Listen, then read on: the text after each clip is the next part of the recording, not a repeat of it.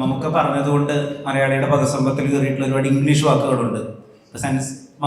മമ്മൂക്ക പറഞ്ഞതുകൊണ്ട് മലയാളിയുടെ പദസമ്പത്തിൽ കയറിയിട്ടുള്ള കുറെ ഇംഗ്ലീഷ് വാക്കുകളുണ്ട്. സെൻസിറ്റിവിറ്റി, അല്ലെങ്കിൽ quiet becoming an officer, bloody romantic ഒക്കെ.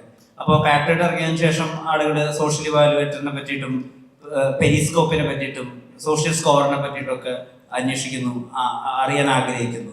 പാട്രിയോട്ട് കണ്ടാലും അവർക്കുള്ള ഒരു take away as an information social സ്കോറും സോഷ്യൽ ഇവാലുവേറ്ററും പെരിസ്കോപ്പും ഒക്കെ ആയിരിക്കും. അതെ, ഒന്ന് വിപ്ലി